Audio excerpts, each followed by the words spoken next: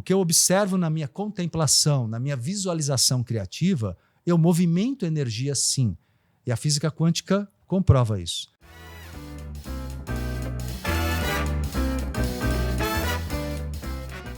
De cientologia. Lembra aquela coisa que eu acho que o Tom Cruise faz parte, né? O que é isso exatamente? Você sabe?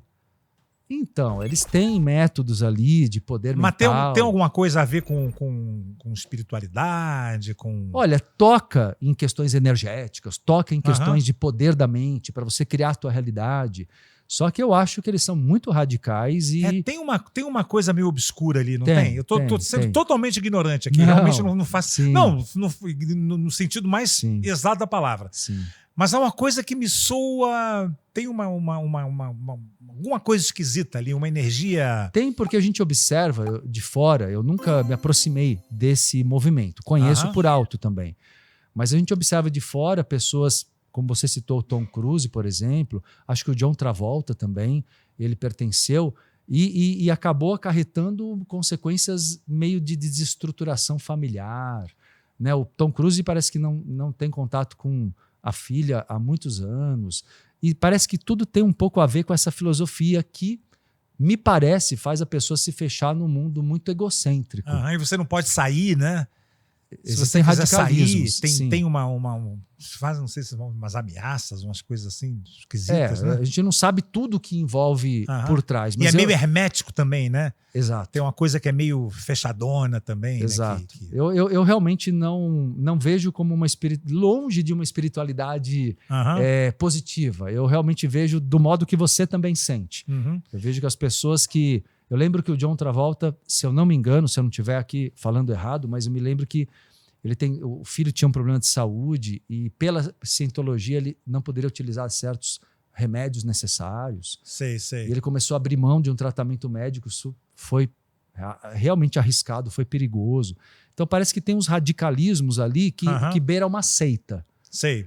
E quando chega nesse ponto, eu acho que... Tudo que é muito radical não é bom, né? Com certeza não, né, Niso? Mas é que algumas pessoas se adaptam, seja na religião, seja numa filosofia radical, porque querem uma voz de autoridade de comando que venha de fora.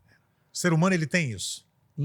Eu acho que assim, o grande esforço que eu tenho no meu trabalho é fazer as pessoas entenderem que elas têm que ter autoliderança.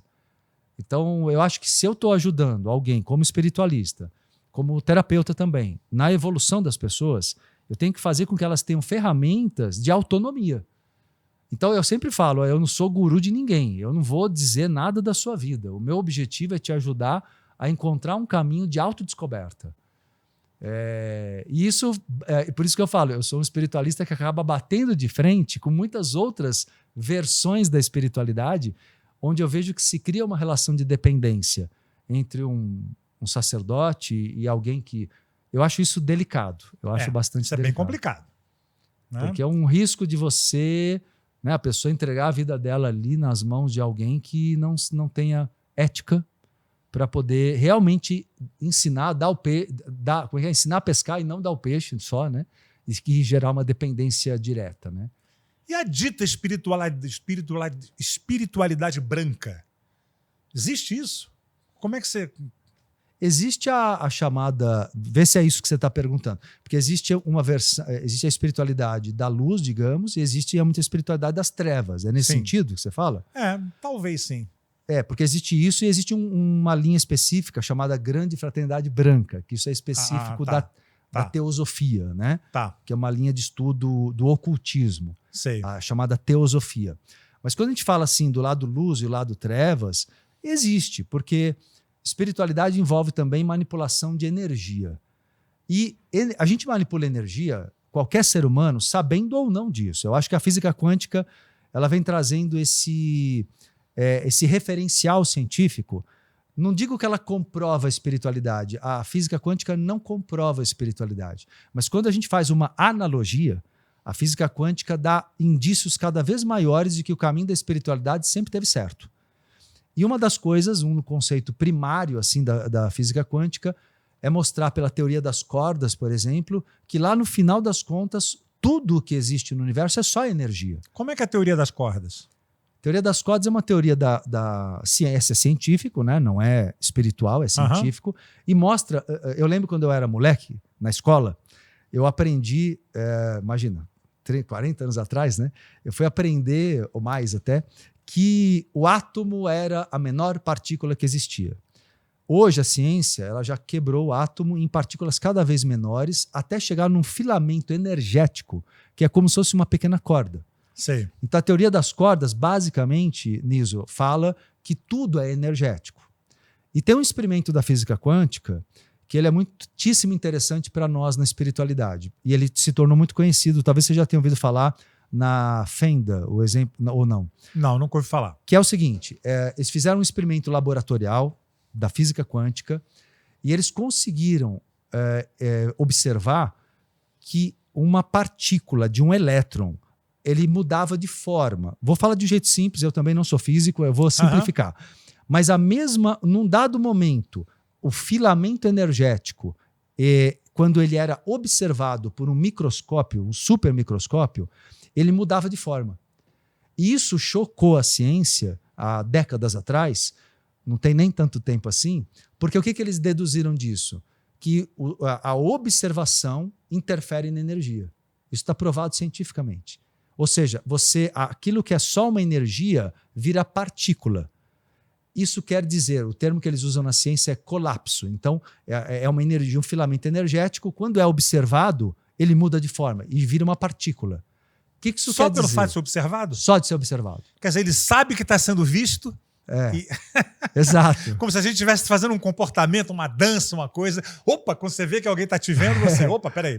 Exato. Né? A grosso modo... Exatamente isso. E se a gente para ver do ponto de vista científico, isso é muito incrível. É inacreditável. É inacreditável. E dá comprovação para o que a gente já sabe, por exemplo, sobre metafísica, lei da atração. Porque o que você observa mentalmente, agora fazendo paralelo, o que eu observo na minha contemplação, na minha visualização criativa, eu movimento energia sim. E a física quântica comprova isso. Então, a gente começa a ter uma clareza cada vez maior. Por que eu falei isso? Eu fui fazer uma volta para responder você sobre o lado luz e o lado trevas. Tá? O que eu queria dizer é que a intenção manipula energia para o bem ou para o mal, digamos. A intenção nossa...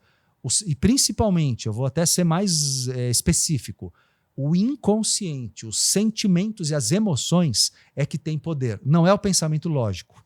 O pensamento lógico ele é frágil, mas a emoção que vem do inconsciente, que a psicologia chama de libido, né? Freud chama de libido, é energia que vai além do teu corpo, ela movimenta forças ao redor.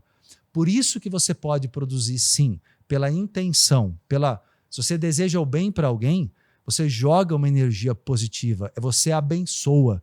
E quando você deseja o mal, de fato você joga uma energia contrária que pode até fazer uma pessoa passar mal. Ela pega uma carga energética e isso, observando essas teorias científicas que eu estou colocando, a gente vê que cada vez mais a ciência e a espiritualidade vão se encontrando. Você vê que na psicanálise, o inconsciente, né? Como se trabalha, né? O inconsciente, né? Que é o que, na verdade, a gente não controla, e tanto que os sonhos, né? Na psicanálise, os sonhos são muito importantes, né? Importantes, porque é o momento que você está 100% livre de censura, né? Da lógica. Os pensamentos vêm ali puros, né? O sonho ele ele tem uma função de ser um tipo de uma válvula de escape para a pressão interna psíquica. Então, o sonho, você sabe que todo mundo sonha todas as noites. Mas a gente não lembra, né? Não lembra. Às vezes a gente não lembra. Mas dá para exercitar a lembrança. Tem técnica simples. Se você simplesmente, Niso, faz isso para você ver. Pegar um caderno, uma caneta e de manhã, a hora que você acordar, nem levanta, anota ou grava no celular e depois transcreve o que você lembra. Você começa a lembrar um sonho, 2, 5, 10. Você começa a resgatar a memória. E aí tem uma coisa interessante na espiritualidade, porque existe sonho, que é psicológico, que é uma catarse de emoções trancadas. Então, o que é o sonho? Ele é uma válvula de escape. Se você não sonhasse, você ficaria doente muito facilmente. Qualquer pessoa. Então, o sonhar, ele é saudável. É como se fosse a válvula da panela de pressão. Sim, sim. Ajuda a escapar aquela tensão do inconsciente.